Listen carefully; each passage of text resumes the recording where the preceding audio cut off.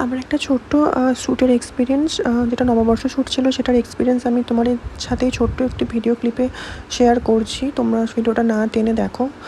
আমি আজকে চলে যাচ্ছি হচ্ছে দুর্গানগর, যেখানে আমার শ্যুটটা ছিল আজকে। আমি চলে এসেছি দেখো শিয়ালদা স্টেশন। শিয়ালদা স্টেশন থেকে আমরা যাবো হচ্ছে দুর্গানগর।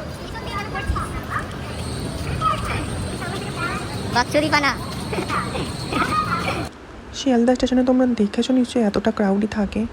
অ্যান্ড গাইজ দেখো, আমার ফ্রেন্ডকে আমি তখন জিজ্ঞাসা করছিলাম যে তুই কী খাবি বল, বিকজ অফ আমরা সকালবেলা কিছু খেয়ে বেরোয়নি। ও বললো যে চল কিছু খাওয়া যাক। বললো আমাকে দেখাচ্ছে এই যে আমি নিমকি খাবো, নিমকি কিনে দে। তখন আমি ওকে কিনে দিলাম। অ্যান্ড আমরা চলে এলাম গাইজ আলটিমেটলি স্টুডিওতে। এবার এসে আমার মাথাটা গেল চোটে, বিকজ অফ সেখানে কোনো এসি ছিল না। নন এসি গরমে কাজ করতে হবে ভেবেই তো আমার মাথাটা বিগড়ে গেছিলো। আমি কাউকে রিভিল করতে পারছিলাম না, বাট স্টিল আমি তখন বসলাম শ্যুট করতে। এখানে কলাপাতা দিয়ে সেট আপ চলছিলো।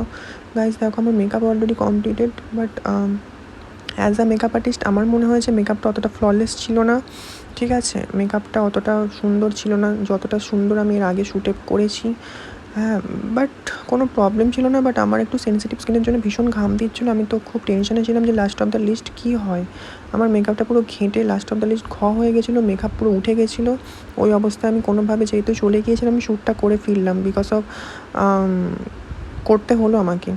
দেখতেই পাচ্ছ তোমরা শ্যুট চলছে আমার, তখন মেকআপ অলরেডি গলে গেছে। আমার ফ্রেন্ডকে সংবর্ধনা দেওয়া হলো, তার জন্য ভীষণ ভীষণ থ্যাংক ইউ, বিকজ অফ ও আমার সাথে গেছিলো।